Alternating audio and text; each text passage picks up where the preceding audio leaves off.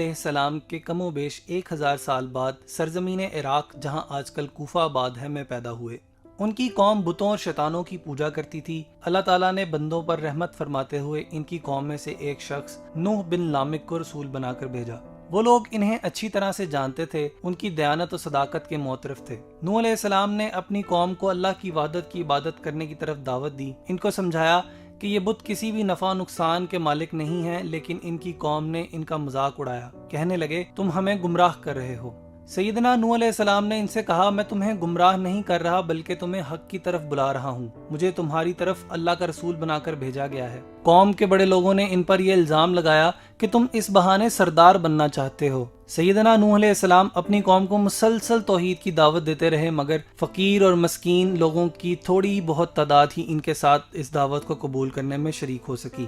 سیدنا نوح علیہ السلام اپنی قوم کو مسلسل توحید کی دعوت دیتے رہے، مگر فقیر اور مسکین لوگوں کی بہت تھوڑی تعداد ہی نے ان کی دعوت کو قبول کیا۔ کافروں کے سردار سیدنا نوح علیہ السلام سے کہنے لگے ہم تم کو اپنے ہی جیسا ایک عام آدمی دیکھتے ہیں، ہم تمہیں جھوٹا سمجھتے ہیں، نیز ہم ان فقراء اور مساکین کے ساتھ نہیں بیٹھ سکتے، تم ان کو اپنے پاس سے ہٹا دو۔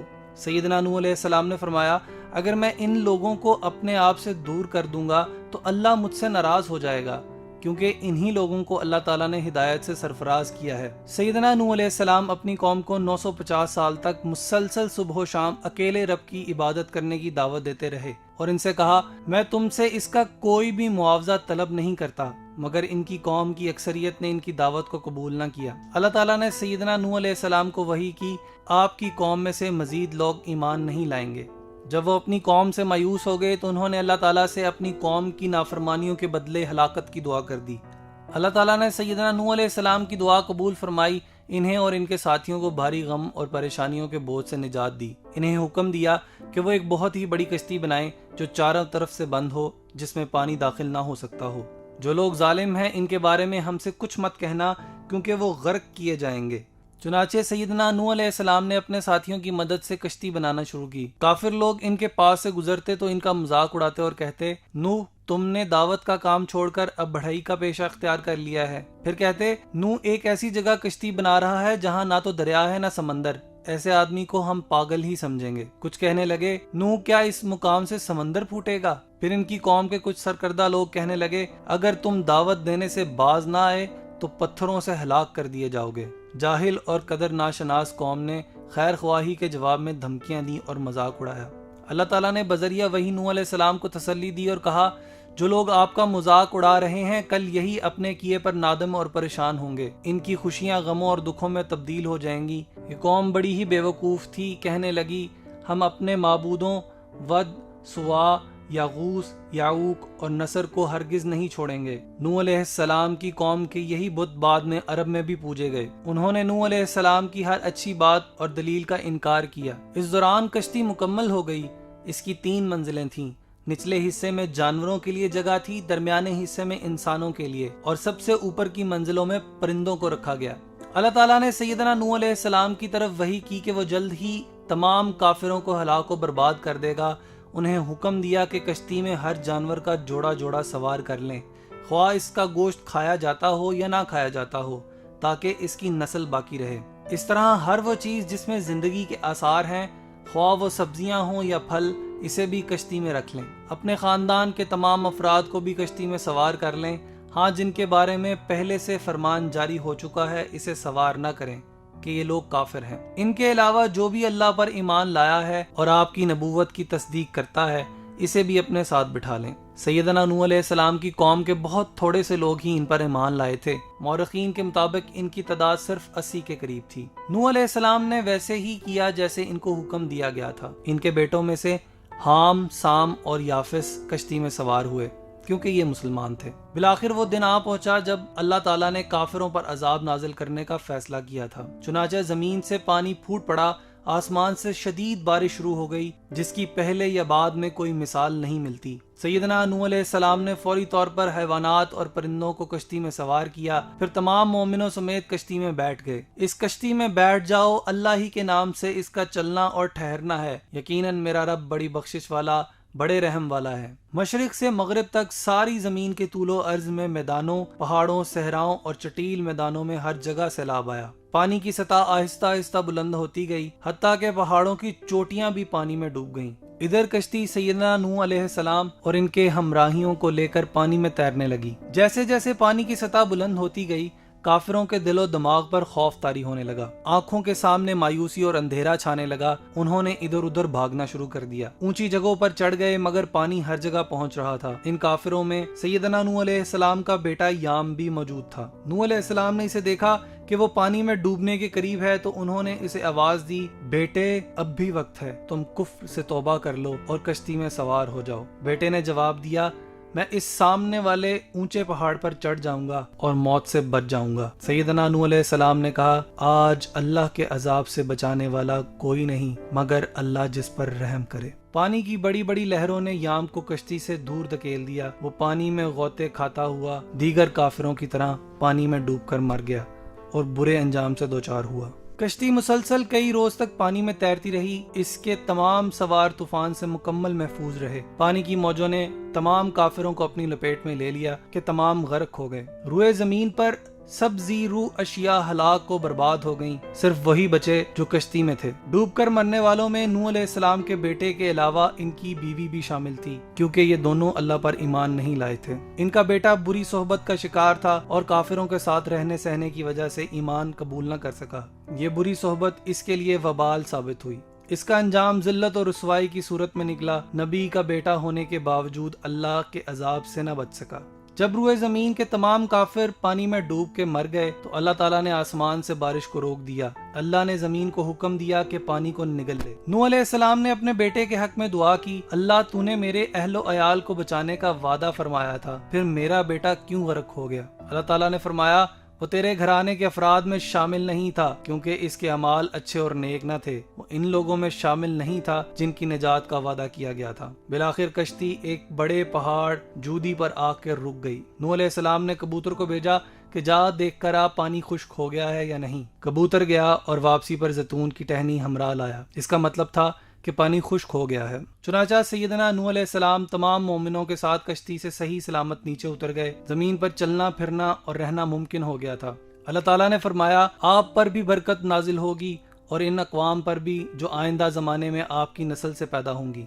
جب زمین خشک ہو گئی تو طوفان سے نجات پانے والوں نے زمین میں کھیتی باڑی کا کام شروع کیا۔ اللہ تعالیٰ نے حسب وعدہ ان میں برکت فرمائی، وہ فصلیں اگاتے، باغات لگاتے اور ان کا پھل کھاتے۔ زمین پر گھنے جنگل اگ گئے، آہستہ آہستہ چرندوں پرندوں میں اضافہ ہوتا گیا۔ نوح علیہ السلام کے تینوں بیٹوں کی اولاد در اولاد ہوتی چلی گئی۔ انہوں نے دنیا میں مختلف مقامات پر بستیاں قائم کی۔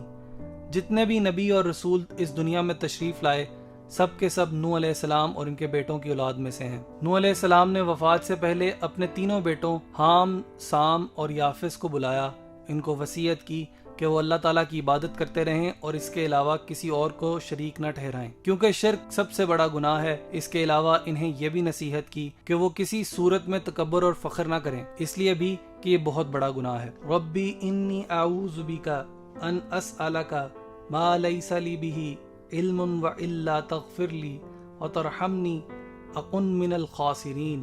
نوح نے کہا، اے میرے رب، بے شک میں تیری پناہ میں آتا ہوں اس سے کہ میں تجھ سے اس چیز کا سوال کروں جس کا مجھے کوئی علم نہیں، اور اگر تو نے مجھے نہ بخشا اور مجھ پر رحم نہ کیا تو میں خسارہ پانے والوں میں سے ہو جاؤں گا۔ سیدنا نوح علیہ السلام آدم علیہ السلام کے کم و بیش 1000 سال بعد سرزمین عراق، جہاں آج کل کوفہ آباد ہے، میں پیدا ہوئے۔ ان کی قوم بتوں اور شیطانوں کی پوجا کرتی تھی۔ اللہ تعالیٰ نے بندوں پر رحمت فرماتے ہوئے ان کی قوم میں سے ایک شخص نوح بن لامک کو رسول بنا کر بھیجا۔ وہ لوگ انہیں اچھی طرح سے جانتے تھے، ان کی دیانت و صداقت کے معترف تھے۔ نوح علیہ السلام نے اپنی قوم کو اللہ کی وحدت کی عبادت کرنے کی طرف دعوت دی۔ ان کو سمجھایا کہ یہ بت کسی بھی نفع نقصان کے مالک نہیں ہیں، لیکن ان کی قوم نے ان کا مذاق اڑایا۔ کہنے لگے، تم ہمیں گمراہ کر رہے ہو۔ سیدنا نوح علیہ السلام نے ان سے کہا، میں تمہیں گمراہ نہیں کر رہا بلکہ تمہیں حق کی طرف بلا رہا ہوں۔ مجھے تمہاری طرف اللہ کا رسول بنا کر بھیجا گیا ہے۔ قوم کے بڑے لوگوں نے ان پر یہ الزام لگایا کہ تم اس بہانے سردار بننا چاہتے ہو۔ سیدنا نوح علیہ السلام اپنی قوم کو مسلسل توحید کی دعوت دیتے رہے، مگر فقیر اور مسکین لوگوں کی تھوڑی بہت تعداد ہی ان کے ساتھ اس دعوت کو قبول کرنے میں شریک ہو سکی۔ سیدنا نوح علیہ السلام اپنی قوم کو مسلسل توحید کی دعوت دیتے رہے، مگر فقیر اور مسکین لوگوں کی بہت تھوڑی تعداد ہی نے ان کی دعوت کو قبول کیا۔ کافروں کے سردار سیدنا نوح علیہ السلام سے کہنے لگے، ہم تم کو اپنے ہی جیسا ایک عام آدمی دیکھتے ہیں، ہم تمہیں جھوٹا سمجھتے ہیں، نیز ہم ان فقراء اور مساکین کے ساتھ نہیں بیٹھ سکتے، تم ان کو اپنے پاس سے ہٹا دو۔ سیدنا نوح علیہ السلام نے فرمایا، اگر میں ان لوگوں کو اپنے آپ سے دور کر دوں گا تو اللہ مجھ سے ناراض ہو جائے گا، کیونکہ انہی لوگوں کو اللہ تعالیٰ نے ہدایت سے سرفراز کیا ہے۔ سیدنا نوح علیہ السلام اپنی قوم کو 950 سال تک مسلسل صبح و شام اکیلے رب کی عبادت کرنے کی دعوت دیتے رہے اور ان سے کہا، میں تم سے اس کا کوئی بھی معاوضہ طلب نہیں کرتا، مگر ان کی قوم کی اکثریت نے ان کی دعوت کو قبول نہ کیا۔ اللہ تعالیٰ نے سیدنا نوح علیہ السلام کو وحی کی، آپ کی قوم میں سے مزید لوگ ایمان نہیں لائیں گے۔ جب وہ اپنی قوم سے مایوس ہو گئے تو انہوں نے اللہ تعالیٰ سے اپنی قوم کی نافرمانیوں کے بدلے ہلاکت کی دعا کر دی۔ اللہ تعالیٰ نے سیدنا نوح علیہ السلام کی دعا قبول فرمائی، انہیں اور ان کے ساتھیوں کو بھاری غم اور پریشانیوں کے بوجھ سے نجات دی۔ انہیں حکم دیا کہ وہ ایک بہت ہی بڑی کشتی بنائیں جو چاروں طرف سے بند ہو، جس میں پانی داخل نہ ہو سکتا ہو۔ جو لوگ ظالم ہیں ان کے بارے میں ہم سے کچھ مت کہنا، کیونکہ وہ غرق کیے جائیں گے۔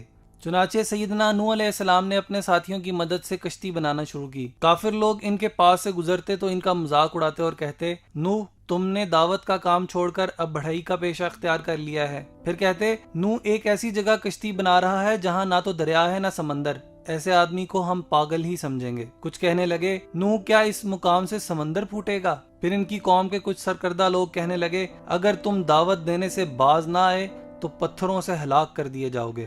جاہل اور قدر ناشناس قوم نے خیر خواہی کے جواب میں دھمکیاں دیں اور مذاق اڑایا۔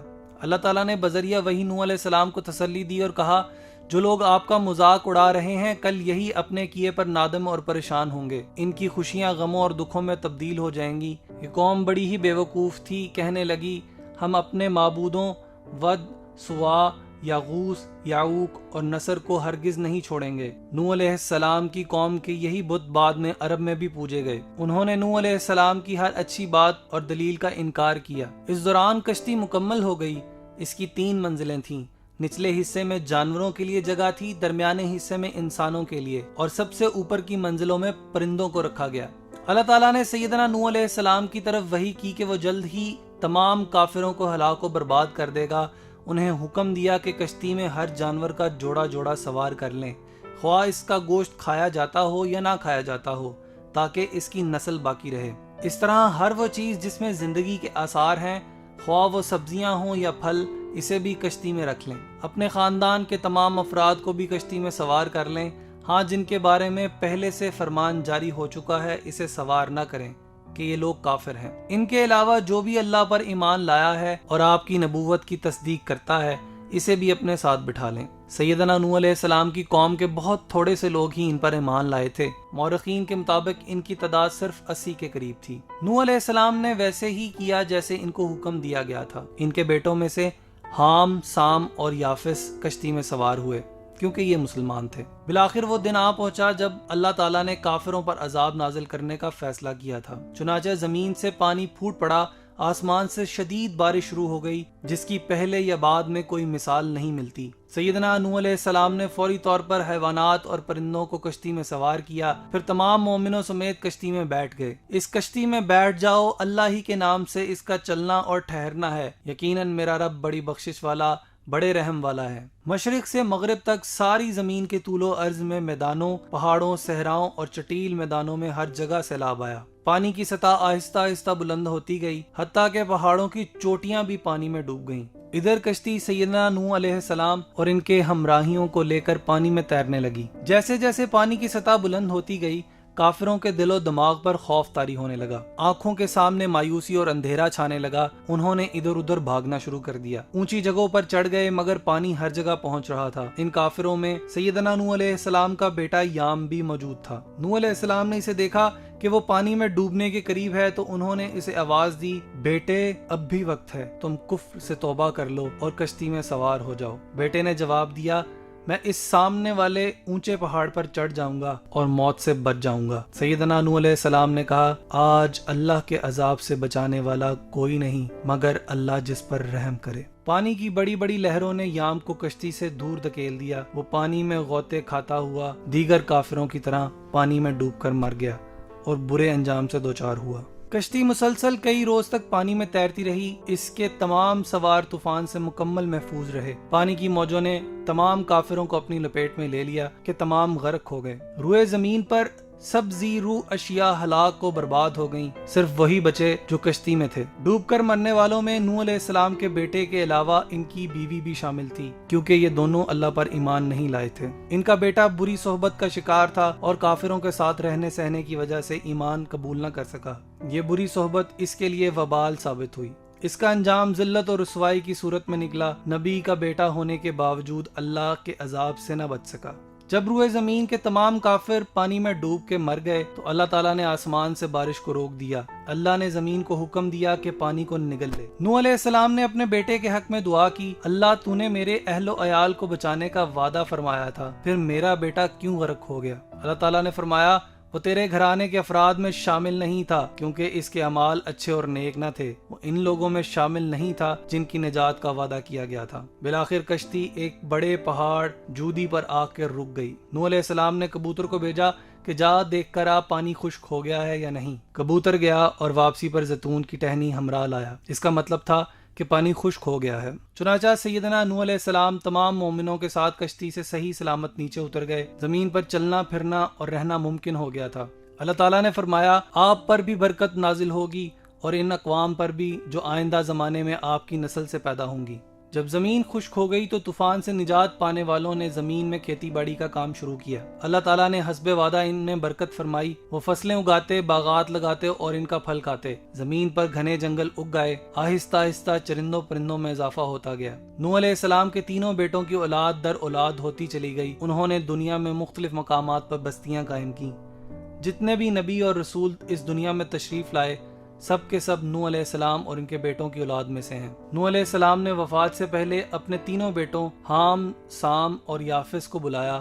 ان کو وصیت کی کہ وہ اللہ تعالیٰ کی عبادت کرتے رہیں اور اس کے علاوہ کسی اور کو شریک نہ ٹھہرائیں، کیونکہ شرک سب سے بڑا گناہ ہے۔ اس کے علاوہ انہیں یہ بھی نصیحت کی کہ وہ کسی صورت میں تکبر اور فخر نہ کریں، اس لیے بھی کہ یہ بہت بڑا گناہ ہے۔ ربی انی اعوذ بک ان اسألک ما لیس لی بہ علم والا تغفر لی وترحمنی اکن من الخاسرین۔ نوح نے کہا، اے میرے رب، بے شک میں تیری پناہ میں آتا ہوں اس سے کہ میں تجھ سے اس چیز کا سوال کروں جس کا مجھے کوئی علم نہیں، اور اگر تو نے مجھے نہ بخشا اور مجھ پر رحم نہ کیا تو میں خسارہ پانے والوں میں سے ہو جاؤں گا۔